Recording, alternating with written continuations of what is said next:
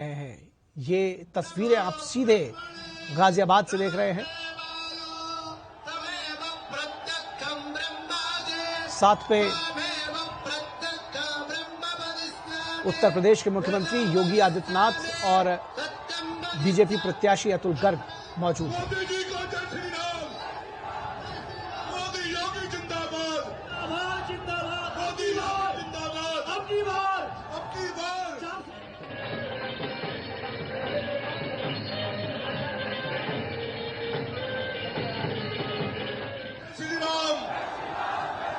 मोदी जी को जय श्री राम। मोदी जी की हार। मैं हूं मोदी का परिवार। मैं हूं मोदी का परिवार। मोदी योगी जिंदाबाद। मोदी योगी जिंदाबाद। मोदी जी को जय श्री राम। मोदी जी को जय श्री राम। मोदी जी को जय श्री राम। मोदी जी को जय श्री राम। मोदी जी को जय श्री राम। मोदी जी को जय श्री राम।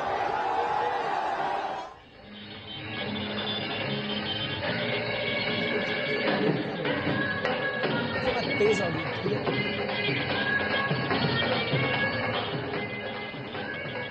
तो ये तस्वीरें आप देख रहे हैं गाजियाबाद से, जहां प्रधानमंत्री नरेंद्र मोदी एक रोड शो में हिस्सा ले रहे हैं। आप देख सकते हैं किस तरह से जबरदस्त भीड़ उमड़ी है प्रधानमंत्री नरेंद्र मोदी का स्वागत करने के लिए। उनकी एक झलक पाने के लिए लोगों का हुजूम उमड़ पड़ा है। जगह जगह सांस्कृतिक कार्यक्रम भी किए जा रहे हैं। नृत्य और गायन के द्वारा भी प्रधानमंत्री नरेंद्र मोदी का स्वागत किया जा रहा है और सड़क के दोनों ओर जबरदस्त भीड़ उमड़ी हुई है प्रधानमंत्री नरेंद्र मोदी की एक झलक पाने के लिए।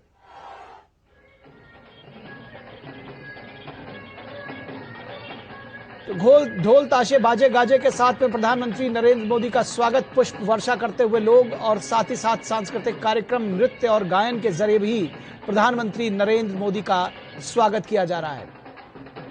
बड़ी संख्या में बहुत बड़ी भीड़ उमड़ी है। ये आप तस्वीरें देखिए किस तरह से सड़क के दोनों ओर खचाखच भरे हुए हैं लोग। जगह तिल रखने की जगह जिसको कहते हैं कि नहीं मिल रही है, और जबरदस्त भीड़ उमड़ी हुई है प्रधानमंत्री नरेंद्र मोदी के स्वागत के लिए। गाजियाबाद में प्रत्याशी अतुल गर्ग के समर्थन में ये रोड शो कर रहे हैं प्रधानमंत्री नरेंद्र मोदी। साथ में उत्तर प्रदेश के मुख्यमंत्री योगी आदित्यनाथ भी मौजूद हैं।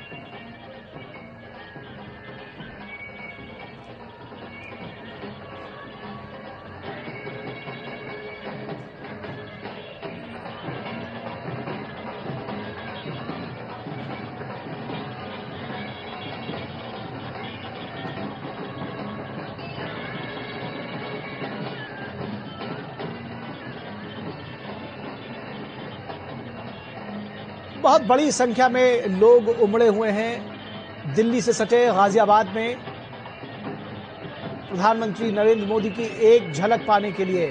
बड़ी संख्या में युवा यहां आए हैं, बड़ी संख्या में महिलाएं भी देखी जा सकती हैं। ढोल का स्वर आप सुन पा रहे होंगे, संगीत का स्वर सुन पा रहे होंगे, और फूल के द्वारा स्वागत किया जा रहा है। पुष्प वर्षा की जा रही है प्रधानमंत्री नरेंद्र मोदी के काफिले पर।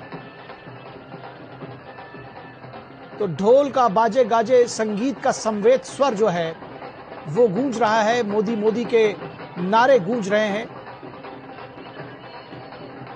और बहुत ही भव्य रोड शो कहा जाएगा इसको, जिस तरह से बड़ी संख्या में लोग उमड़े हैं। सड़क के दोनों तरफ हुजूम उमड़ा है लोगों का।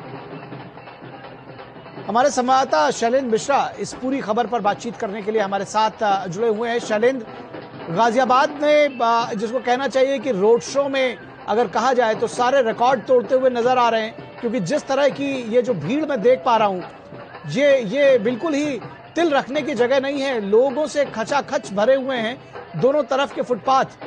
क्या कहेंगे आप, किस तरह से देखते हैं इसको?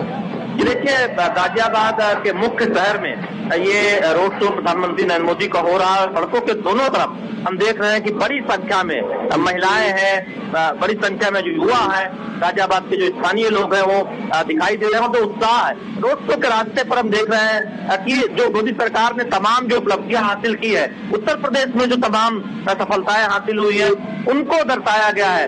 राम जन्मभूमि मंदिर की एक रेप्लिका है, वो यहाँ पर रखी गई है। इस तरह से भव्य माहौल में हम देख रहे हैं कि रोड शो में प्रधानमंत्री नरेंद्र मोदी साथ में उत्तर प्रदेश के मुख्यमंत्री योगी आदित्यनाथ भी हैं। दोनों तरफ जनता अभिवादन कर रही है, प्रधानमंत्री नरेंद्र मोदी अभिवादन स्वीकार कर रहे हैं। ये गाजियाबाद बहुत महत्वपूर्ण सीट है। आप देखें तो लंबे समय से भारतीय जनता पार्टी के सांसद यहाँ से चुनकर जाते रहे। इस बार अतुल गर्ग जो बीजेपी ने, जिन्होंने उम्मीदवार बनाया है बीजेपी ने इस सीट पर, उनके समर्थन में ये रोड शो हो रहा है। प्रधानमंत्री नरेंद्र मोदी साथ में मुख्यमंत्री योगी आदित्यनाथ आप तस्वीरों में देख रहे होंगे। आप देखें सड़कों के दोनों तरफ जिस तरह से भव्य एक वातावरण में जिस तरह से जनता उत्साहित है, स्वागत कर रही है प्रधानमंत्री नरेंद्र मोदी का। हम देख रहे हैं कि प्रधानमंत्री भी बहुत एक तरह से जनता के अभिवादन को स्वीकार कर रहे हैं। तो बहुत महत्वपूर्ण सीट है बीजेपी के लिहाज से। आज हम देख रहे हैं कि तकरीबन 1.5 किलोमीटर लंबा ये रोड शो जो गाजियाबाद बस अड्डे के थोड़े आगे से शुरू होकर एक मुख्य चौराहे से गुजरते हुए आगे बढ़ रहा है। और देख रहे हैं कि ये जो मुख्य रास्ता है गाजियाबाद शहर का, ये उस मुख्य रास्ते से होता हुआ रोड शो आगे बढ़ रहा है। तो बहुत उत्साहजनक माहौल है। भारतीय जनता पार्टी के कार्यकर्ता बहुत प्रफुल्लित है। और तमाम हमने लोगों से बात की रोड शो के शुरू होने से पहले, जो आसपास से यहाँ पर प्रधानमंत्री नरेंद्र मोदी को देखने के लिए आए हुए थे, वो तमाम उपलब्धियों का जिक्र कर रहे थे। उनका कहना था कि प्रधानमंत्री नरेंद्र मोदी को नजदीक से देखने के लिए आए, उनका अभिवादन करने के लिए आए। तो ये उत्साह दिखाता है। इस तरह से न केवल भारतीय जनता पार्टी के कार्यकर्ताओं में उत्साह है, बल्कि आम लोगों में भी उत्साह है। जी, निश्चित तौर पर निशांत राय हमारे संवाददाता, हमारे सहयोगी, वो भी हमारे साथ जुड़े हुए हैं। निशांत, अगर हम पश्चिमी उत्तर प्रदेश की बात करें, शहरी सीटों की बात करें, गाजियाबाद की बात करें, किस तरह से उल्लेख करना चाहेंगे बीजेपी के लिए कितना महत्व है इसका, इस सीट का, और प्रधानमंत्री का आगमन क्या दर्शाता है?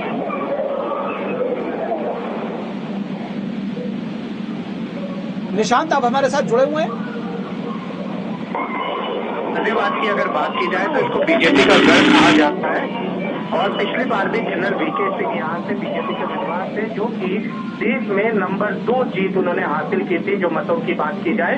और अब एक बार फिर यहाँ पर बीजेपी ने अतुल गर्ग को उम्मीदवार बनाया। ऐसे में प्रधानमंत्री नरेंद्र मोदी का यहाँ रोड शो ये दिखलाता है कि बीजेपी इस बार भी गाजियाबाद लोकसभा में बड़ी जीत हासिल करने की तमाम कोशिशें कर रही है। उन्हीं कोशिशों के चलते प्रधानमंत्री नरेंद्र मोदी आज यहाँ पर मालीवाड़ा चौक से चौधरी मोड़ तक ये रोड शो कर रहे हैं, जिसमें उनके साथ उत्तर प्रदेश के मुख्यमंत्री योगी आदित्यनाथ भी हैं और जनरल वीके सिंह जो केंद्रीय मंत्री हैं वो भी उनके साथ हैं, और जो उम्मीदवार हैं अतुल गर्ग वो भी उनके साथ नजर आ रहे हैं।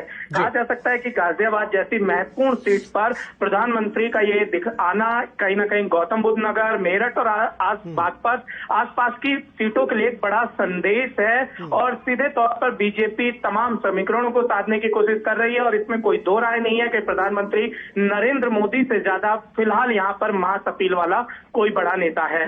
जी निशांत, आपने जिस तरह से कहा कि गाजियाबाद हमेशा से बीजेपी के लिए एक सेफ सीट मानी जाती है, पिछली बार भी जनरल वीके सिंह 6 लाख से अधिक मतों से यहां से जीते थे, और उसके बाद जिस तरह से प्रधानमंत्री यहां पर एक बार फिर से पहुंचे हैं जनता के बीच में, और ये हुजूम उमड़ा है, कहीं ना कहीं ये संदेश जो विपक्षी हैं उनके लिए भी है। जनता के साथ जो मास अपील है वो तो हो ही रही है, लेकिन इसके जरिए एक संदेश भी देने की कोशिश की जा रही है कि ये देखिए इतना हुजूम हमारे साथ उमड़ा है, इतनी जनता हमारे साथ जुड़ी हुई है। बिल्कुल, ये दिखलाता है कि सेफ सीट पर भी बीजेपी किस तरीके से चुनाव लड़ रही है। बीजेपी अपने सबसे बड़े नेता को यहाँ पर लाकर रोड शो कर रही है। इसका सीधा मतलब यही है, चाहे कोई भी सीट हो, बीजेपी के तमाम कार्यकर्ता, तमाम नेता जो हैं वो उस पर जी जान से चुनाव लड़ रहे हैं। और प्रधानमंत्री नरेंद्र मोदी के आने के बाद से ये बात दिखलाती है कि गाजियाबाद में जो इंडी गठबंधन की बात की जाए या अन्य दलों की बात की जाए तो उनके लिए राह आसान नहीं है। और खुद जब प्रधानमंत्री नरेंद्र मोदी यहाँ पर रोड शो कर रहे हैं तो ऐसे में इंडी गठबंधन के जो दिग्गज नेता हैं, ये देखने वाली बात होगी कि वो क्या गाजियाबाद आते हैं, यहाँ पर रोड शो या यहाँ पब्लिक के साथ मिलते हैं। कहीं ना कहीं ये चीजें दिखलाती हैं कि बीजेपी किस तरीके से धरातल पर, ग्राउंड पर अपने राजनीति सक्रियता को बार बार उजागर करती है और कार्यकर्ताओं से सीधा जो इनके सबसे बड़े नेता हैं वो कनेक्ट होने का काम करते हैं, जनता से कनेक्ट होने का काम करते हैं। अगर अभी की बात की जाए तो मालीवाड़ा चौक से चौधरी मोड़ लगभग 1.25 किलोमीटर का ये पूरा रास्ता है और इस पूरे रास्ते पे हजारों की संख्या में जनता है, बीजेपी के कार्यकर्ता हैं जो अपने बड़े नेता की बात की जाए प्रधानमंत्री और मुख्यमंत्री दोनों को देखने के लिए यहाँ पर उमड़े हुए हैं। और प्रधानमंत्री नरेंद्र मोदी की गाड़ी जहां जहां से गुजर रही है वहां वहां से कार्यकर्ताओं में बड़ा उत्साह देखने को मिल रहा है। जी जी जी, निशांत हमारे साथ बने रहिए। हमारे साथ शैलेंद्र भी जुड़े हुए हैं। शैलेंद्र, क्या कोई मैसेज पूरे पश्चिमी उत्तर प्रदेश में, गौतम बुद्ध नगर जिले में जो सब अर्बन एरियाज हैं दिल्ली के, उन सब में दिया जा रहा है इस रैली के जरिए, इस रोड शो के जरिए?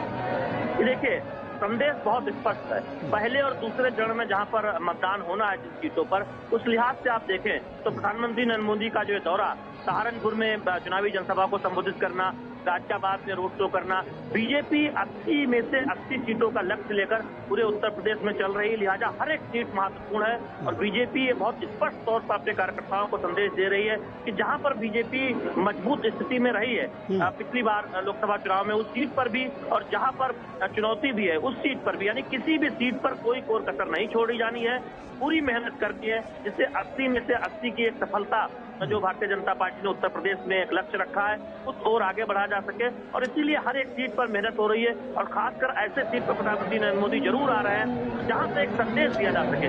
दिल्ली से सटा इलाका है गाजियाबाद, हम जानते हैं कि हाई प्रोफाइल सीट हमेशा से रही है। इससे पहले जनरल वीके सिंह, उससे पहले राजनाथ सिंह बीजेपी के कद्दावर नेता जो मौजूदा समय में रक्षा मंत्री हैं, वो जब राजकीय अध्यक्ष थे यहाँ से चुनाव उन्होंने लड़ा था। तो इस तरह से आप देखें कि बीजेपी की एक परंपरागत सीट रही है और बहुत एक तरह से मैसेज देने वाली भी सीट गाजियाबाद मानी जाती है। हम देखते हैं गाजियाबाद, गौतम बुद्ध नगर, बुलंदशहर, बगल में अगर आगे जाए मेरठ, ये वो सीटें हैं जहां अगर आप देखें 2014 हो, 2019 हो, बीजेपी को शानदार चुनावी सफलता हासिल हुई थी और बीजेपी वही सफलता इन सीटों पर दोहराना चाहती है। और ये संदेश सहारनपुर में हमने दिखा चुनावी जनसभा से, और अब जब हम गाजियाबाद के मुख्य शहर में प्रधानमंत्री नरेंद्र मोदी का रोड शो देख रहे हैं तो निश्चित तौर पर एक संदेश जाता है बीजेपी कार्यकर्ताओं को कि कोई कोर कसर नहीं छोड़िए।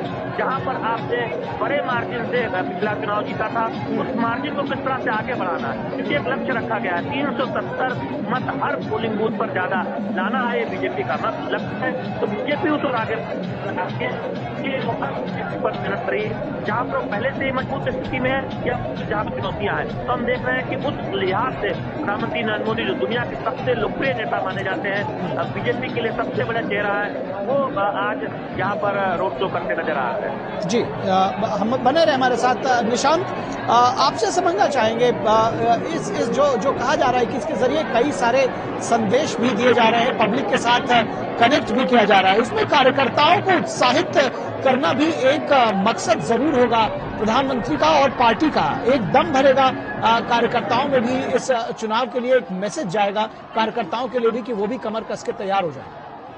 देखिए, गाजियाबाद सीट जब भी बात की जाती है तो बीजेपी के लिए आज से नहीं, जब बीजेपी शुरुआती दौर में संघर्ष कर रही थी तब से ये बेहद तेज सीट रही है। रमेश चंद्र तोमर यहाँ से 4 बार लोकसभा के सांसद रहे। अगर उनके बाद बात की जाए तो एक बार ये सीट कांग्रेस के खाते में गई थी, सुरेंद्र प्रकाश गोयल, और उसके बाद फिर बीजेपी के पूर्व राष्ट्रीय अध्यक्ष और केंद्रीय रक्षा मंत्री राजनाथ सिंह 2009 में यहाँ से सांसद बने। 2014 में जनरल वीके सिंह ने एक बड़ी जीत हासिल करी। 2019 में जनरल वीके सिंह ने देश में दूसरी सबसे बड़ी जीत हासिल करी। तो ये कहा जा सकता है कि बीजेपी के लिए गाजियाबाद सेफ सीट है, लेकिन उसके बावजूद अगर प्रधानमंत्री नरेंद्र मोदी यहाँ पर आते हैं, मुख्यमंत्री योगी आदित्यनाथ उनके साथ आते हैं, तो ये जरूर दिखलाता है कि निचले स्तर के कार्यकर्ता से किस तरीके से बीजेपी का शीर्ष नेतृत्व खुद को कनेक्ट कर रहा है उस सीट पर जहां पर अत्यधिक मेहनत करने की जरूरत नहीं है।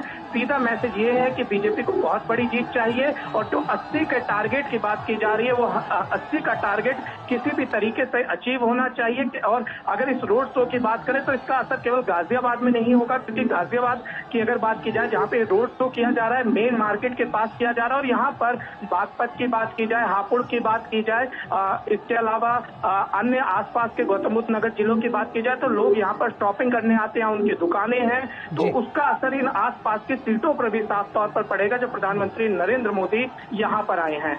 जी जी जी, निश्चित तौर पर हालांकि ये जो हुजूम उमड़ा है, ये जो भीड़ है, ये बहुत कुछ कहने के लिए काफी है। बावजूद उसके एक रिपोर्टर के तौर पर आपने तमाम लोगों से वहां बातचीत की होगी इस कवरेज के दौरान, क्या कुछ कहना है आम लोगों का, क्या रिएक्शन है उनका इस भीड़ पर, इस हुजूम पर और प्रधानमंत्री नरेंद्र मोदी और योगी आदित्यनाथ के आगमन पर? देखिए, अगर बात की जाए तो यहाँ पर जो तापमान है वो दोपहर 3 बजे से यहाँ भीड़ लगनी शुरू हो गई थी। गर्मी काफी ज्यादा थी, उसके बावजूद जनता अपने नेता को देखने के लिए यहाँ सड़कों पर खड़ी थी। और जब हमने उनसे बातचीत की कि इतनी धूप में चाहे महिलाएं हों, चाहे बच्चे हों, चाहे बड़े हों, चाहे बुजुर्ग हों, सभी लोग आए थे। सबका यही कहना है कि प्रधानमंत्री नरेंद्र मोदी को देखना है। और जिस तरीके से तमाम कार्य किए हैं उन्होंने अपने 10 साल के टेन्योर में, कहीं ना कहीं उन कार्यों को अगर बात की जाए, यहाँ पर मालीवाड़ा चौक पर राम मंदिर की एक बड़ी जो प्रतिलिपि एक तरीके से दर्शाई गई थी, जगह जगह पर जो केंद्र सरकार के काम थे, उनकी योजनाओं का बखान किया गया था। तो कहीं ना कहीं जनता को कामों के माध्यम से, विकास योजनाओं के माध्यम से जोड़ने की कोशिश थी, और जनता जुड़ती हुई भी नजर आ रही थी जब हमारी उनसे बात हुई। जी, इस भीड़ में हमने निशांत आरएलडी के झंडे भी देखे, तो ये माना जाए कि जो गठबंधन है वो नीचे जनता तक पहुंचा है और सही तरीके से, जिसको कहना चाहिए कि आम जो कार्यकर्ता है वो भी मिलकर चुनाव लड़ रहे हैं। देखिए, बिल्कुल, जहां तक आरएलडी गठबंधन की बात की जाए तो आरएलडी का सबसे ज्यादा असर पश्चिमी उत्तर प्रदेश में होता है, और गाजियाबाद, गौतम बुद्ध नगर, बागपत, इसके अलावा बात की जाए मेरठ, मुजफ्फरनगर, इन तमाम सीटों पर उसका बड़ा जो वोटर है वो यहाँ पर मौजूद है। गाजियाबाद में बात की जाए तो आरएलडी के जिला अध्यक्ष यहाँ पर दोपहर से ही मौजूद थे, और आरएलडी के तमाम कार्यकर्ता यहाँ पर मौजूद थे, और सबकी कोशिश थी कि जिस तरीके से प्रधानमंत्री नरेंद्र मोदी यहाँ रोड शो करेंगे तो उनका सब मिलजुल कर स्वागत करेंगे। और जो गठबंधन जिस तरीके से धरातल पर उतरता हुआ नजर आया है, चाहे इस रोड शो की बात न की जाए, इससे पहले भी प्रधानमंत्री ने जो मेरठ में रैली की थी या आज जो अलग अलग जगहों पर रैली की, वहां अच्छी खासी संख्या में जो आरएलडी के कार्यकर्ता टोपी और झंडे लगाए नजर आ रहे थे। जी जी जी, निश्चित तौर से। शैलेंद्र, आपसे अगर पश्चिमी उत्तर प्रदेश की सियासत को समझने की कोशिश करें, किस तरह से गाजियाबाद एक कहीं न कहीं जिसको कहते हैं कि टेम्पो सेट करेगा बाकी पश्चिमी उत्तर प्रदेश के लिए, जब इस रोड शो की बात होगी, जब इस भीड़ की बात होगी?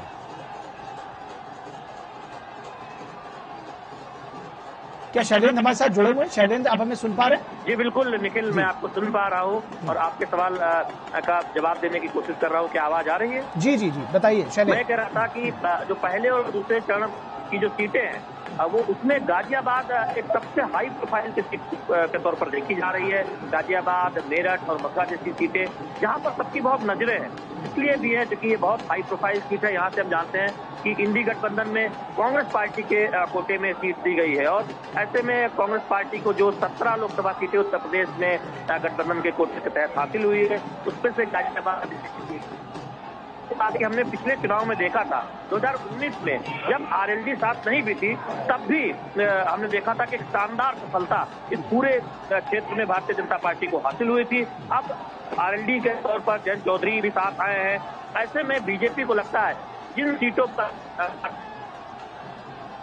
वहां पर जीत का आंकड़ा और बेहतर होने वाला है, और यही वजह है कि पार्टी कोई कोर कसर नहीं छोड़ रही है। और पार्टी को लगता है कि पहले दूसरे चरण में ही नहीं, बल्कि हम जानते हैं कि पूर्वी उत्तर प्रदेश में भी ऐसे गठबंधन बीजेपी ने बनाए हैं, उसमें सुभाषपा साथ आई है, पहले से ही अपना दल साथ में है, प्रवीण संसार की पार्टी साथ में है। तो बीजेपी ने उत्तर प्रदेश में मजबूती के बावजूद तमाम दलों को साथ जोड़ा है, ये सुनिश्चित करने के लिए कि 80 में से 80 सीटें बीजेपी के खाते में आए, और उसके लिए कोई कोर कसर हम छोड़ते हुए बीजेपी की तरफ से दिखाई नहीं दे रहे हैं। बीजेपी पूरी कोशिश कर रही मिले, और जहां पर वो एक तरह से पार्टी के लिए सेफ सीटें मानी जाती है वहां पर भी मार्जिन बढ़ाने के लिए, वहां पर भी कार्यकर्ताओं के उत्साह को बनाए रखने के लिए पूरी ताकत लगाई जाए। और यही वजह है कि गाजियाबाद से संदेश दिया जा रहा है, गाजियाबाद से मेरठ तक। और आप देखें, जो पहले 3 चरणों की अगर हम उत्तर प्रदेश की सीटों की बात करें निखिल, तो मेरठ में चुनावी जनसभा से आगाज प्रधानमंत्री नरेंद्र मोदी ने किया था। एक तरह से पश्चिमी उत्तर प्रदेश की धरती से उत्तर प्रदेश में चुनावी अभियान की शुरुआत की, आज सहारनपुर में चुनावी जनसभा की, और आप देख रहे हैं कि गाजियाबाद में रोड शो प्रधानमंत्री नरेंद्र मोदी का। तो तकरीबन पूरा का पूरा पश्चिम उत्तर प्रदेश एक तरह से कहें प्रधानमंत्री नरेंद्र मोदी की चुनावी जनसभाओं से या फिर रोड शो से कवर किया जा चुका है। और इससे पहले भी हमने देखा कि तमाम बीजेपी के शीर्ष नेता, इसी गाजियाबाद में रक्षा मंत्री राजनाथ सिंह, जो यहाँ से 2 बार सांसद भी चुने जा चुके थे इससे पहले, वो आए थे चुनावी जनसभा को संबोधित करने। तो बीजेपी कोई कोर कसर नहीं छोड़ रही है हर एक सीट पर।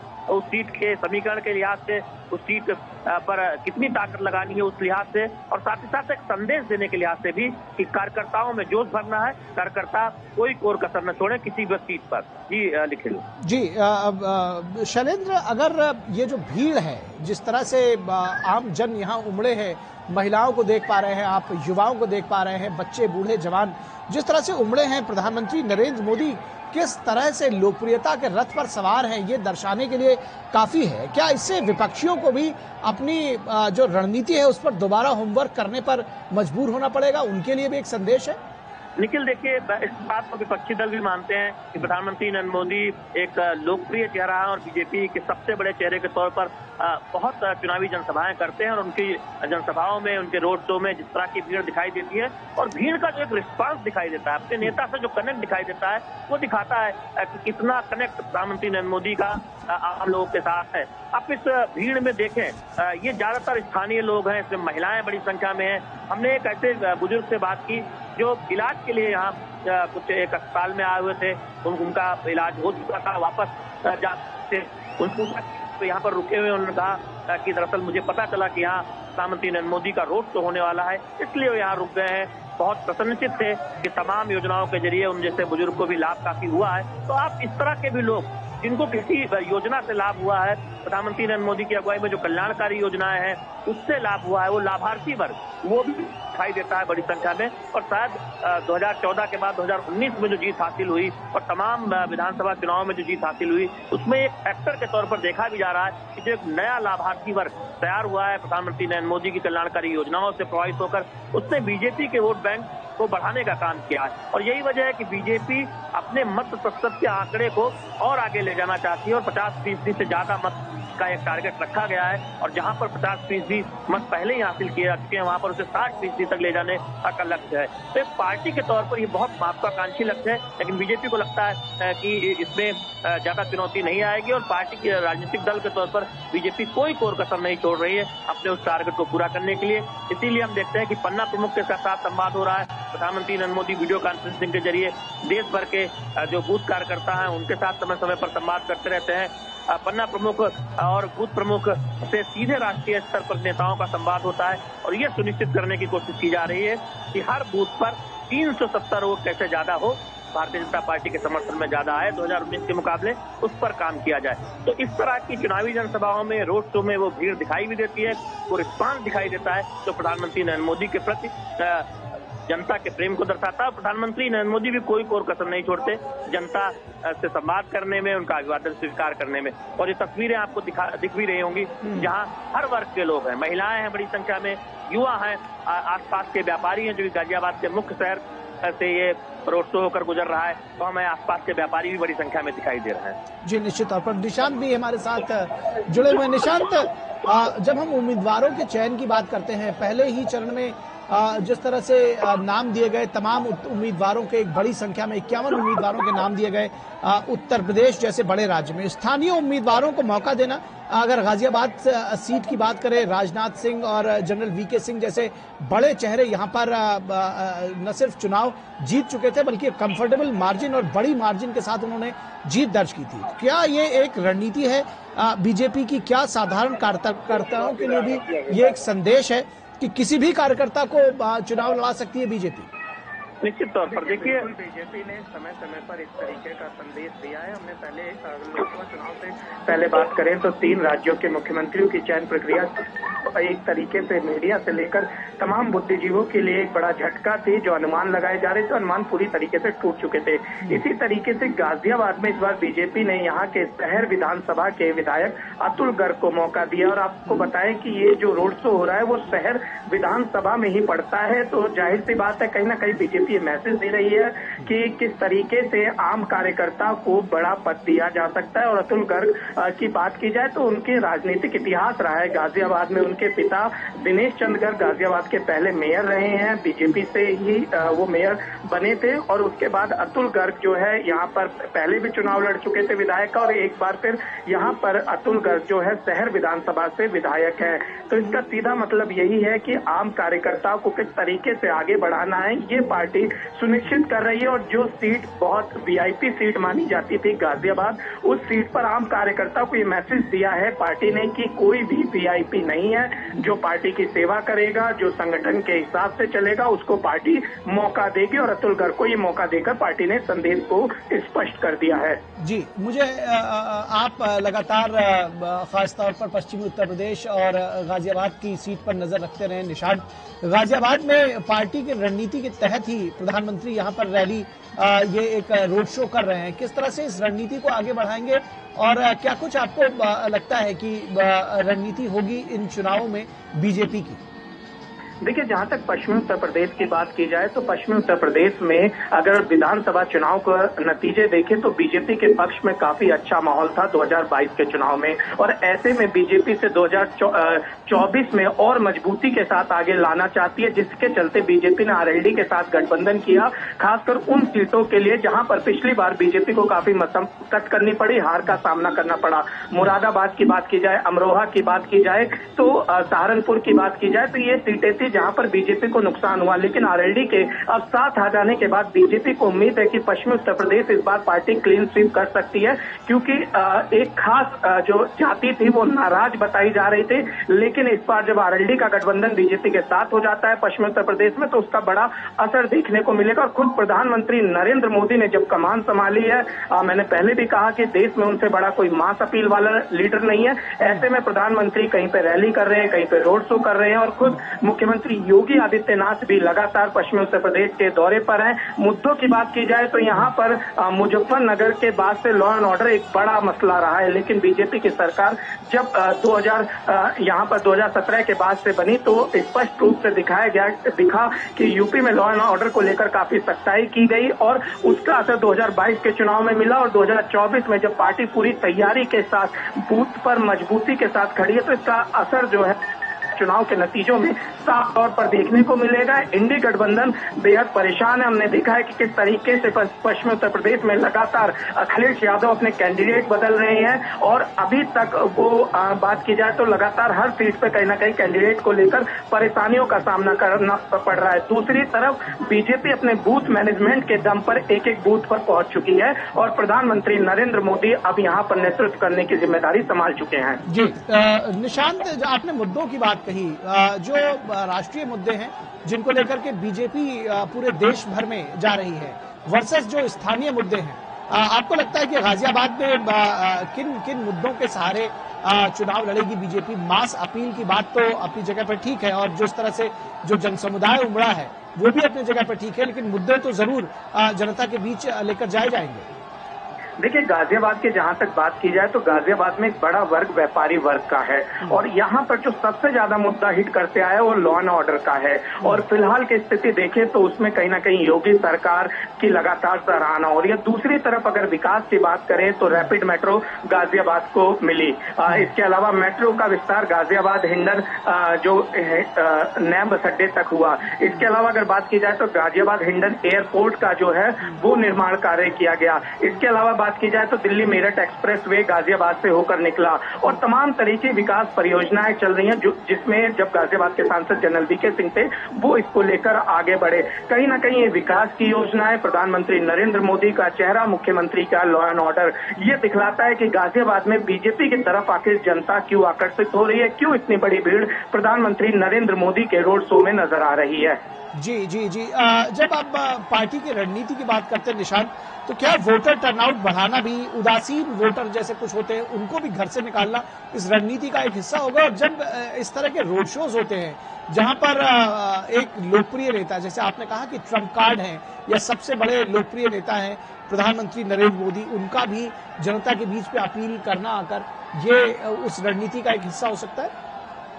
देखिए, पहले मैं आपको गाजियाबाद का समीकरण बताना चाहता हूं कि इस तरीके से जो जिस उदासीन वर्ग की आप बात कर रहे हैं उसको साधने की कोशिश की जा रही है। गाजियाबाद में जो सांसद का टिकट दिया गया अतुल गर्ग वैसे समुदाय से आते हैं, गाजियाबाद की मेयर वैसे समुदाय से आती हैं, सुनीता दयाल पूर्व जो यहाँ पर जो अभी वर्तमान में सांसद है जनरल वीके सिंह वो ठाकुर समुदाय से आते हैं, क्षेत्रीय अध्यक्ष जो पश्चिमी भाजपा ने क्षेत्र बांटा है वो ठाकुर समुदाय से आते हैं। यहाँ पर कैबिनेट मंत्री अभी हाल में ही सुनील शर्मा को बनाया गया था जो ब्राह्मण समुदाय से आते हैं। इसके अलावा जो महानगर अध्यक्ष हैं संजीव शर्मा वो ब्राह्मण समुदाय से आते हैं। इसके अलावा मुरादनगर यहाँ पे एक विधानसभा पड़ती है, वहां पर त्यागी समुदाय के विधायक अजीत पाल त्यागी, और मोदी नगर की बात की जाए जो गाजियाबाद लोकसभा में आता है वहां पर जाट समुदाय से विधायक।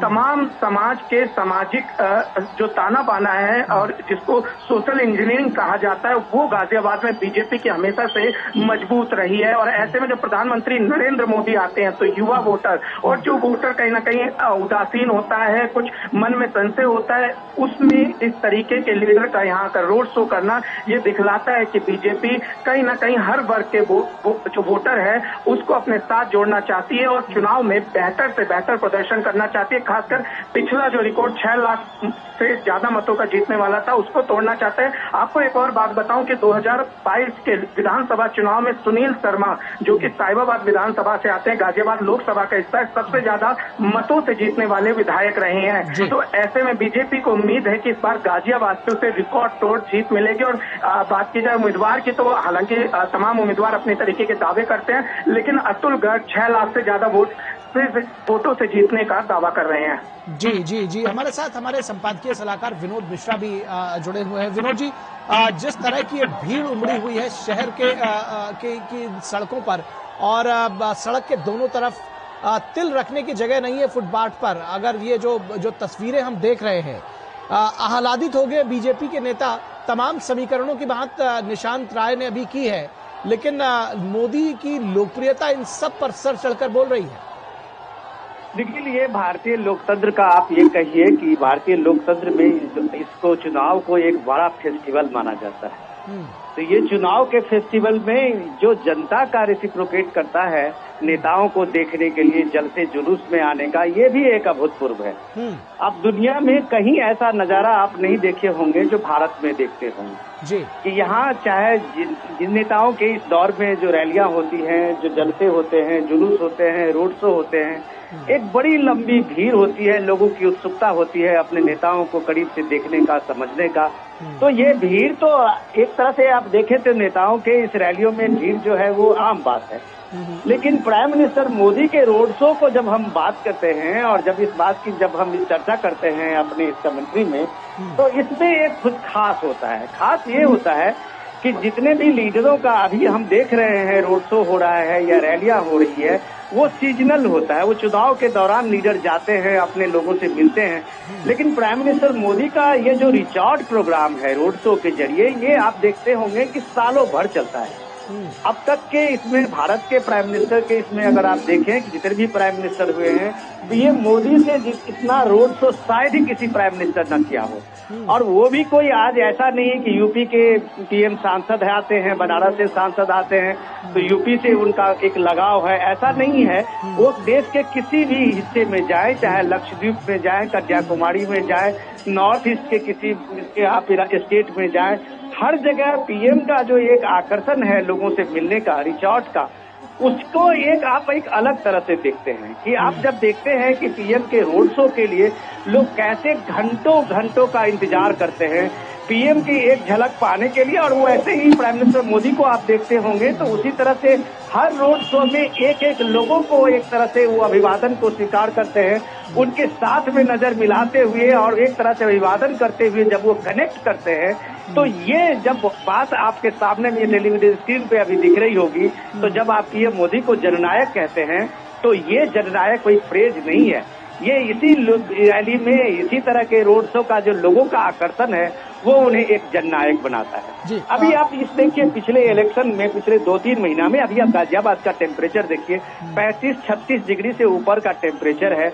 उसमें आप देखिए 2 घंटे 3 घंटे से पहले इस कड़ाके धूप में लोग दोनों बगल खड़े हुए हैं और वो इंतजार में है कि प्राइम मिनिस्टर मोदी का जो ये काफिला है वो इधर से गुजरेगी, और लंबा काफिला से चलते हुए लोगों का वो प्रतीक्षा देखिए, वो धैर्य देखिए, वो गर्मी के इस तपिश के बावजूद वहाँ पे लोगों का एक तरह से उत्सुकता देखिए, और उसी तपिश में प्राइम मिनिस्टर मोदी का उन लोगों के बीच पहुंचना, उनके अभिवादन को स्वीकार करना, तो ये एक दिन का नहीं है, इसमें बहुत लंबा समय लगता है। ये भरोसे का जब नेतृत्व की बात आप करते हैं तो प्राइम मिनिस्टर मोदी उन लोगों के सामने में एक भरोसे का नेतृत्व की बात जब सामने में दिखता है तो उसमें लगता है कि मोदी है तो मुमकिन है। निश्चित तौर पर यह भरोसा जीतने में वक्त लगा है, आपने बिल्कुल ठीक कहा, और एक दिन में यह भरोसा नहीं बना है। पिछले 10 वर्षों का जो कार्यकाल है, जो उपलब्धियां हैं, वो निश्चित तौर पर बीजेपी जनता के बीच में रख रही है। और जैसा कि हमारे दोनों संवाददाता सहयोगी कह रहे थे कि प्रधानमंत्री मोदी के रूप में एक तुरुप का इक्का बीजेपी के पास है। आपने कहा कि रोड शोज पहले भी होते थे, लेकिन जो एक कहा जाए कि एक नया ट्रेंड बनाया है पीएम मोदी ने, सबसे ज्यादा अब वो रोड शोज भी कई बार करते हैं। आप देखते होंगे कि रैलियों पर पहले नेता ज्यादा भरोसा करते थे, लेकिन जनता के साथ सीधा कनेक्ट करने का ये जो तरीका है, ये शायद ज्यादा मुफीद है नेताओं के लिए, और प्रधानमंत्री मोदी ने एक नया ट्रेंड सेट किया है। डेफिनेटली आप ये मानिए कि उत्तर से दक्षिण, पूरब से पश्चिम, ये देश में इंदिरा गांधी के बाद आप कह सकते हैं कि 30-40 साल के बाद देश को एक राष्ट्रीय नेता के रूप में प्राइम मिनिस्टर मोदी लोगों के सामने में है। चाहे वो प्राइम मिनिस्टर अंडमान निकोबार के द्वीप समूह में जाके रैली करे या गाजियाबाद जैसे बनारस में के शहर में करे रैली, हर लोगों को एक बार ये रहता है कि मोदी का एक झलक देखने का, और वो इसलिए रहता है कि ये जो मोदी का आकर्षण है, ये आप इस टेलीविजन के आकर्षण से या प्राइम मिनिस्टर मोदी के लगातार भाषणों से नहीं है। प्राइम मिनिस्टर मोदी ने इतने वर्षों में जो लोगों के, आम लोगों के जिंदगी में जो बदलाव लाया है, जो बदलाव लोगों ने करीब से देखा है, शहरों की जो बदलते हुए तस्वीर को लोगों ने देखा है, तो जाहिर सी बात है उसका एक आकर्षण अपने नेतृत्व को लेके होता है कि इस नेतृत्व ने इस दौर में एक परिवर्तन किया कि एक झांकी हमारे सामने में दिखाया। जब से प्राइम मिनिस्टर कहते हैं कि ये जो विकास आप देख रहे हैं ये एक ट्रेलर है, बाकी झांकी तो अभी बाकी है, तो शायद लोगों को यकीन होता है कि उसने करके दिखाया है। ये सिर्फ हवाई बातें नहीं है जो आपको मैनिफेस्टो में अपने डेवलपमेंट के प्लान को गिनाते हैं, 3B के एजेंडे को गिनाते हैं। मोदी के सामने में ये चीज तो है कि वो ये बात कह के, ये बात अपना जो रिपोर्ट कार्ड है लोगों के सामने में रखते हैं और मजबूती से रखते हैं, तो लोग डेफिनेटली उस बात में यकीन करते हैं, उसमें भरोसा करते हैं, और यही यकीन जो है, यही भरोसा जो है लोगों को घरों से खींच के इस तपिश में, इस भारी गर्मी में भी रोड पे आप देख रहे हैं कि दोनों बगल के किनारे में लोगों का जो उत्साह है, लोगों के जो उत्सुकता है कि प्राइम मिनिस्टर मोदी को अपने करीब में पाने का, लोगों की जो उत्सुकता है कि एक झलक मोदी को देखने का, तो ये झलक बनाने में किसी नेता को बरसों लग जाते हैं, जो मोदी ने इन 10 सालों में बनाया है। जी, निश्चित तौर पर बरसों लग जाते हैं जो प्रधानमंत्री मोदी ने बनाया है। और आप जिसका जिक्र कर रहे थे, अपने अपने घरों की छतों से, दुकानों में, जिसको कहते हैं वो देशज भाषा में कहता हूं कि ठसे हुए और जबरदस्त तरीके से जो लोग एक दूसरे के ऊपर चढ़े हुए दिख रहे हैं, ये लोकप्रियता का एक पैमाना है प्रधानमंत्री नरेंद्र मोदी का। और जिस तरह से विनोद जी आप कह रहे थे कि पूरब, पश्चिम, उत्तर, दक्षिण देश के किसी भी कोने में, ये सिर्फ गाजियाबाद शहर की बात नहीं है, और गाजियाबाद जैसा कि लगातार हमारे दोनों सहयोगी संवाददाता ये कह रहे हैं कि सेफ सीट है बीजेपी के लिए, लोकप्रियता का पैमाना प्रधानमंत्री का यहां पर देखा जा सकता है। शैलेंद्र मिश्रा हमारे साथ जुड़े हुए हमारे सहयोगी, युवाओं के साथ साथ शैलेंद्र, हम देख रहे हैं कि अब एक नया ट्रेंड है और खासतौर पर पीएम मोदी की सभाओं में महिलाएं भी खूब बड़ी संख्या में जुट रही हैं। क्या संदेश इससे उपजता है? क्या आपको लगता है इसकी वजह? देखिए, बीते 10 वर्षों में हम देख रहे हैं कि प्रधानमंत्री नरेंद्र मोदी ने महिलाओं को सशक्त बनाने के लिए तमाम काम किए हैं, और उसकी एक झलक आप अब चुनावी जनसभाओं में, रोड शो में दिखते हैं, जब बड़ी संख्या में महिलाओं की भागीदारी होती है। आमतौर पर देखें, केंद्रीय योजनाओं में प्रधानमंत्री नरेंद्र मोदी के आने के बाद इस बात पर ध्यान दिया गया है कि महिलाओं के नाम पर अब जो आवास, प्रधानमंत्री आवास आवंटित होता है, वो घर की महिला मुखिया के नाम पे होता है, उससे उनको सशक्तिकरण करने का काम किया गया है। हम लखपति दीदी देख रहे हैं कि तमाम स्वयं सहायता समूह के जरिए महिलाओं को आत्मनिर्भर बनाने का काम किया जा रहा है। और नारी वंदन विधेयक एक तरह से किस तरह से राजनीतिक भागीदारी महिलाओं की और सुनिश्चित की जानी है, उस तरफ भी एक ऐतिहासिक काम मोदी सरकार ने किया है, जिसमें देश की लोकसभा और विधानसभाओं में 33% आरक्षण को सुनिश्चित किया गया है। इस तरह के हम तमाम काम देखते हैं जो न केवल राजनीतिक तौर पर बल्कि ये सुनिश्चित किया गया है कि आधी आबादी का सशक्तिकरण हो, उनका सामाजिक सशक्तिकरण हो, उनका राजनीतिक सशक्तिकरण हो। वो झलक हमें तमाम जो तस्वीरें हम देखते हैं रोड शो में, या फिर आज ही हम गाजियाबाद के इस रोड शो में देख रहे हैं, निश्चित तौर पर दिखाता है कि किस तरह से उत्साह के साथ महिला, न केवल बीजेपी महिला कार्यकर्ता बल्कि आम महिला वो शामिल होती है। हमने तमाम महिलाओं से बात भी की कि आखिर वो क्या वजह है कि वो प्रधानमंत्री नरेंद्र मोदी को देखने के लिए, उनको सुनने के लिए कई घंटे पहले आ जाती है। सब इस बात को बहुत स्पष्ट तौर पर रेखांकित कर रही थी कि प्रधानमंत्री नरेंद्र मोदी की अगुवाई में एक नजरिया बदला है, समाज का भी एक नजरिया बदला है। महिलाओं को आगे बढ़ाने को लेकर, छात्राओं को, लड़कियों को पढ़ाने को लेकर, हम जानते हैं बेटी बचाओ बेटी पढ़ाओ जो अभियान शुरू किया गया था, इस तरह से सुकन्या समृद्धि जैसी योजनाएं जो बच्चियों के भविष्य को सुनिश्चित करती हैं, तो ऐसी तमाम छोटी छोटी योजनाओं पर काम हुआ है, जिससे आज एक आम महिला को लगता है कि वो पुरुषों के बराबर है या उनसे भी आगे जाकर काम कर सकती है। और तमाम उन क्षेत्रों में हम महिलाओं को आगे आते हुआ देखता भी है जो परंपरागत तौर पर पुरुषों के क्षेत्र माने जाते थे। तो निश्चित तौर पर उसमें बहुत योगदान है मोदी सरकार की योजनाओं का और उस वातावरण का जो मोदी सरकार की अगुवाई में बनाया गया है। तो वो उसकी एक झलक हम तस्वीरों के माध्यम से इस तरह के रोड शो में भी देखते हैं। और गाजियाबाद चूंकि एक शहरी इलाका है, तो यहाँ हमने देखा कि बड़ी भागीदारी महिलाओं के देखने को मिली। हालांकि आप दूर दराज के इलाकों में भी जाएं, जहाँ प्रधानमंत्री नरेंद्र मोदी का रोड शो होता है या फिर चुनावी जनसभा होती है, हम बड़ी संख्या में महिलाओं की भागीदारी देखते हैं। जी, निश्चित तौर पर। विनोद जी, अगर इसी सवाल को आपके साथ आगे बढ़ाना चाहे, राजनीति में महिलाओं की भागीदारी तो निश्चित तौर पर आप देख रहे हैं वो आ रही है, लेकिन जिस तरह से महिलाएं हर क्षेत्र में पुरुषों के साथ सिर्फ कंधे से कंधा मिलाकर नहीं बल्कि एक स्टेप आगे निकल रही हैं, तो महिलाओं के तौर पर एक नए वोटर वर्ग का उदय हुआ है। वो पहले का समाज नहीं रहा जब महिलाएं घर की पुरुषों के कहने पर वोट दिया करती थी। और यही वजह है कि जब इस तरह की चाहे वो रैलियां हो या रोड शोज हो, तो वो भी खुल करके हिस्सा ले रही उसमें। निखिल, मैं एक और नई बात कहना चाहूंगा। अभी हमारे दोनों रिपोर्टर आपके साथ जुड़े हुए हैं, वो योजनाओं की बात तो उन्होंने की है और बहुत बखूबी से हम लोगों को योजनाओं की बात समझाया है। और महिला वोटर्स की जो एक ललक है और देश में महिलाओं को जो भागीदारी की बात जब आप करते हैं तो डेफिनेटली ये बात तो चर्चा में आनी ही है। लेकिन मैं अलग बात ये कर रहा हूँ कि मौजूदा इलेक्शन में आप देखिए कि मौजूदा इलेक्शन को अगर आप इस तरह से देखें कि बदले दौर में इलेक्शन किस तरह से बदला है, उसमें बदले की बात मैं इसलिए कह रहा हूँ कि बदलाव में सीधे सीधी भागीदारी की बात है।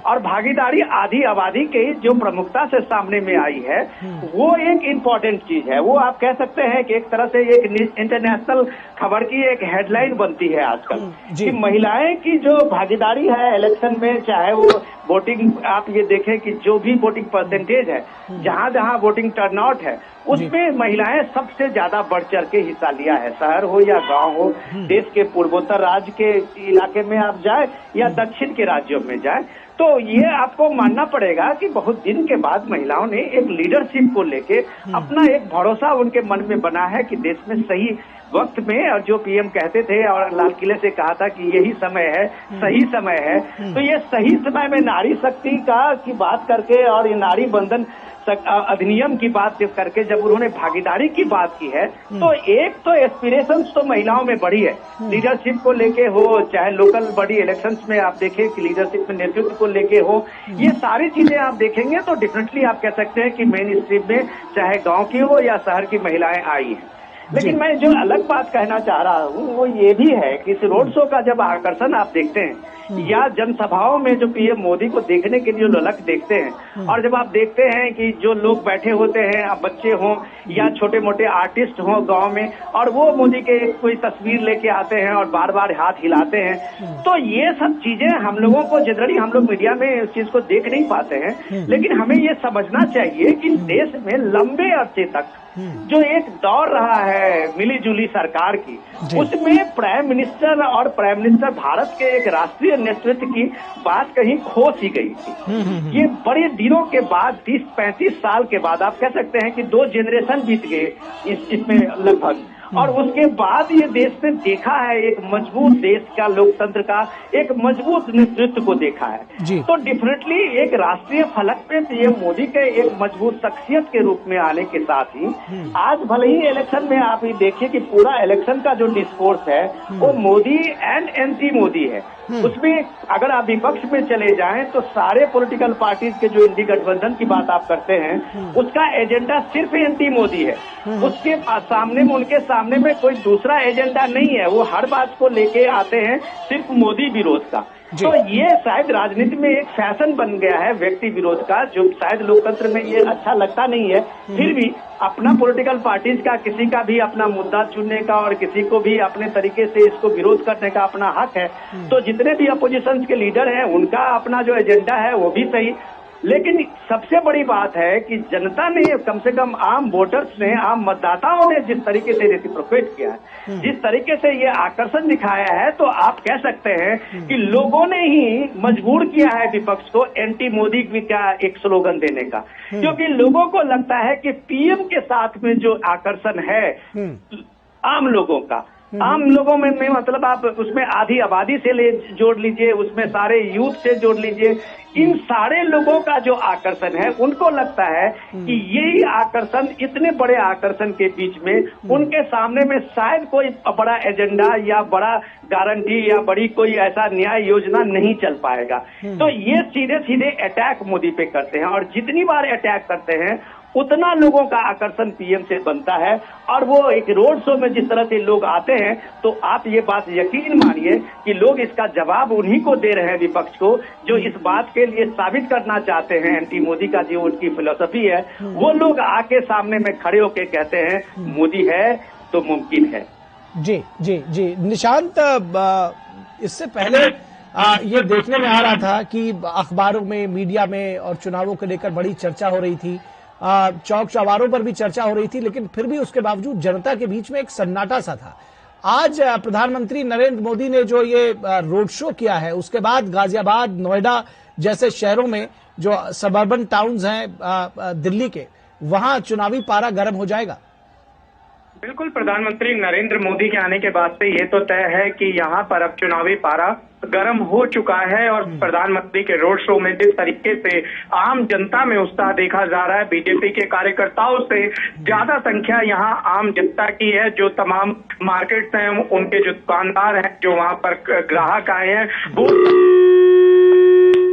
हो गए थे। और इन प्रधानमंत्री नरेंद्र मोदी का एक झलक पाने के लिए वो घंटों, जैसा कि मैंने पहले भी बताया कि तापमान यहाँ काफी ज्यादा था, खुली धूप थी, छत पर कोई भी ऐसी जगह नहीं थी जहां पर सर जो है वो छुपाया जा सके, धूप से बचा जा सके। उसके बावजूद अगर जनता 3 घंटे खड़े होकर किसी नेता का इंतजार कर रही है, जिसमें बड़ी संख्याएं में महिलाएं हैं, बच्चे हैं, बुजुर्ग हैं, ये दिखलाता है कि वो नेता कितना लोकप्रिय है। और उसकी लोकप्रियता का असर अब यहाँ पे रोड शो करने के बाद से नजर आने लगेगा। और इंडी गठबंधन को अब ये चिंता करना आवश्यक हो गया है कि जब नरेंद्र मोदी गाजियाबाद की सड़क पर जनता से कनेक्ट हो चुके हैं, तो ऐसे में इंडी गठबंधन के कौन से बड़े नेता गाजियाबाद आएंगे ताकि अपने पक्ष में वो माहौल बना सके। फिलहाल नरेंद्र मोदी इस पूरी महफिल को कह सकते हैं कि उन्होंने अपने दम पर जीत लिया है। और तमाम लोग उनके जाने के बाद से भी उनके जिंदाबाद के नारे यहाँ पर लगा रहे हैं, क्योंकि रोड शो में प्रधानमंत्री काफी आगे चले गए, लेकिन लगातार यहाँ प्रधानमंत्री नरेंद्र मोदी के जिंदाबाद के नारे जो है जनता में जा सकते हैं। जी शैलेंद्र, आगे भी इस तरह के रोड शोज प्रस्तावित है पहले चरण के लिए? जिस तरह का ये एक आगाज किया प्रधानमंत्री नरेंद्र मोदी ने आज गाजियाबाद से, और निशान बता रहे हैं कि काफिला गुजर जा रहा है प्रधानमंत्री का, उसके बावजूद जो लोग हैं वो जिंदाबाद के नारे लगाते हुए थक नहीं रहे हैं और महफिल लूट ली है प्रधानमंत्री नरेंद्र मोदी ने, निशांत का ऐसा कहना है। देखिए निखिल, निश्चित तौर पर बीजेपी की जो रणनीति है उसमें पहले चरण में या दूसरे चरण में बीजेपी ये चाहती है, ये सुनिश्चित करना चाहती है कि कम से कम एक रोड शो जरूर उस राज्य में जहां पर पहले चरण में चुनाव हो रहा है वहां पर जरूर हो, और उस या फिर पहले या दूसरे चरण में जो लोकसभा सीटें जहां पर चुनाव संभावित है। तो उस लिहाज से हम देख रहे हैं कि उत्तर प्रदेश में आपने देखा कि मेरठ से चुनावी अभियान की शुरुआत हुई और गाजियाबाद में ये रोड शो देखने को मिला। हम आगे देखेंगे कि जहां पहले चरण में मतदान होना है वहां पर कुछ और रोड शो प्रधानमंत्री नरेंद्र मोदी को देखने को मिल सकते हैं, क्योंकि बीजेपी ये सुनिश्चित करना चाहती है कि सबसे लोकप्रिय नेता को, पार्टी के सबसे बड़े नेता को ज्यादा से ज्यादा जनता से वो संवाद कर सकें, जनता के बीच वो जा सकें। ऐसे समय में जब अब लोकसभा चुनाव हो रहा है, निश्चित तौर पर बीजेपी प्रधानमंत्री नरेंद्र मोदी के अधिक से अधिक दौरे जरूर चाहेगी कि प्रधानमंत्री ज्यादा से ज्यादा लोकसभा क्षेत्रों तक पहुंचे और जनता से संवाद करें। तो ये उसकी एक आप देखें रूपरेखा हम यहाँ गाजियाबाद में देखते हैं। जब सहारनपुर के बाद यहाँ पर रोड शो देखने को मिला तो निश्चित तौर पर ये दिखाता है कि बीजेपी न कोई कोर कसर किसी भी राज्य में या किसी भी सीट को लेकर छोड़ना नहीं चाहती। और दूसरी बात यह है कि बीजेपी को ये बखूबी पता है कि प्रधानमंत्री नरेंद्र मोदी की अगुवाई में जो कुछ बदलाव देश में, उत्तर प्रदेश में दिखाई दे रहा है, उसका उस बात का संदेश कैसे ज्यादा से ज्यादा मतदाताओं तक पहुंचाना है, उसके लिए ये जरूरी है कि बूथ स्तर तक पार्टी कार्यकर्ताओं को तो मोबिलाइज किया ही गया है, साथ ही साथ जहां तक हो सके प्रधानमंत्री नरेंद्र मोदी की ज्यादा से ज्यादा सभाएं, ज्यादा से ज्यादा रोड शो आयोजित किए जाए, उससे पार्टी को लाभ मिल सके। क्योंकि एक महत्वाकांक्षी लक्ष्य के साथ बीजेपी आगे बढ़ रही है। 2014 के मुकाबले हमने देखा 2019 में बीजेपी ने मत प्रतिशत में बढ़ोतरी की थी, सीटों संख्या में बढ़ोतरी की थी। अब उस 2019 की सीटों को 2024 में और आगे ले जाना है, इसलिए बीजेपी ने अब की बार 400 पार का नारा दिया है एनडीए के साथ। और खुद 370 जो एक सांकेतिक आंकड़ा इसलिए भी है कि अनुच्छेद 370 बीजेपी ने हटाया और यही 370 सीटों के लक्ष्य के साथ बीजेपी अपने अकेले दम पर ये चुनाव लड़ रही है। और बीजेपी सुनिश्चित करना चाहती है कि पार्टी को कम से कम 370 सीटें लोकसभा चुनाव में हासिल हो। उसके लिए जरूरी है कि बहुत एक बड़ी व्यूह रचना के साथ, संगठन के कार्यकर्ताओं के हौसला अफजाई के साथ, बूथ पर पन्ना प्रमुखों की मेहनत के साथ प्रधानमंत्री नरेंद्र मोदी के दुनिया के सबसे लोकप्रिय चेहरे की ज्यादा से ज्यादा चुनावी जनसभाओं या फिर रोड शो के साथ पार्टी आगे बढ़े। और इसीलिए 370 मत हर बूथ पे ज्यादा हो, उस पर बहुत फोकस किया गया है, क्योंकि बीजेपी सदैव से जानती है कि अगर किसी राज्य का चुनाव जीतना है या लोकसभा का चुनाव जीतना है तो बूथ जीतना बहुत जरूरी है। इसलिए बूथ अध्यक्षों पर, बूथ कार्यकर्ताओं पर बीजेपी अब बहुत फोकस करती है। और तमाम हमने देखा है कि टिकट वितरण में भी ये दिखा है कि पार्टी के आम कार्यकर्ताओं को जगह दी गई है, पार्टी के आम कार्यकर्ताओं को टिकट दिया गया है, जिससे एक संदेश जा सके कि बीजेपी विपक्षी दलों की तरह वो दल नहीं है जहां पर कुछ चंद परिवारों का कब्जा है। बीजेपी में एक आम कार्यकर्ता राष्ट्रीय अध्यक्ष बन जाता है, बीजेपी में एक आम परिवार का व्यक्ति प्रधानमंत्री के पद पर पहुंच जाता है, और बीजेपी में एक आम कार्यकर्ता किसी भी बड़े से बड़े पद पर पहुंच सकता है, सांसद, विधायक, मंत्री बन सकता है। और इस बार के टिकट वितरण में भी हर राज्य में हम देख रहे हैं कुछ ऐसे चेहरे ऊपर लाए गए हैं, क्योंकि बीजेपी ये मानती है कि जो आज का वीआईपी है उसे कभी न कभी आगे बढ़ाया गया था संगठन के तौर पर। तो बीजेपी के लिए कार्यकर्ताओं को आगे लाना चुनावी राजनीति पर जहां तक संभव हो सकता है बीजेपी ये प्रयोग करती रहती है।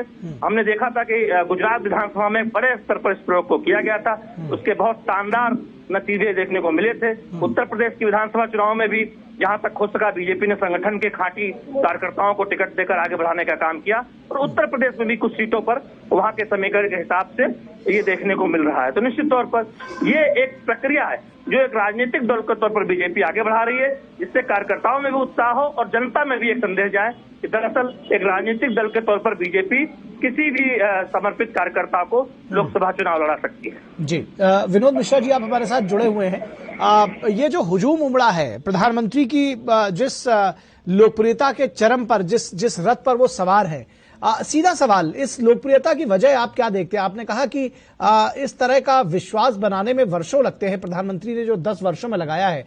इंदिरा गांधी के बाद आपने एक रेफरेंस दिया कि इस तरह से मास लीडरशिप पहले नहीं दिखती थी। क्या वजह देखते हैं इसकी?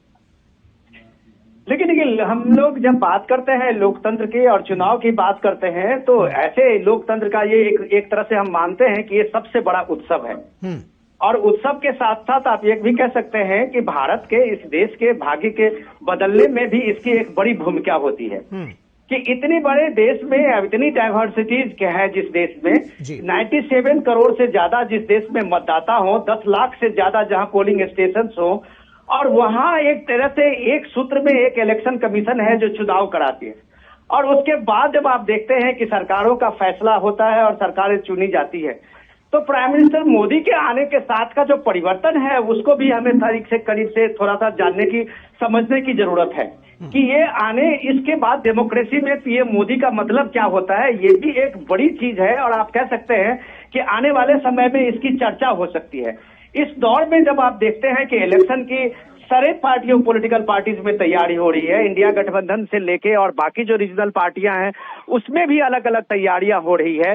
लेकिन सवाल ये है कि मैदान में जब आप देखते हैं कि वो स्पिरिट से वहां पे कौन सी पार्टी खड़ी हुई है, तो आपको कम ही ऐसी पार्टी देखे अभी देखने में मिलेगी जिसमें लग रहा होगा आपको कि वो पार्टी पूरी मजबूती के साथ जनता के बीच में है और कुछ कहने के लायक में है।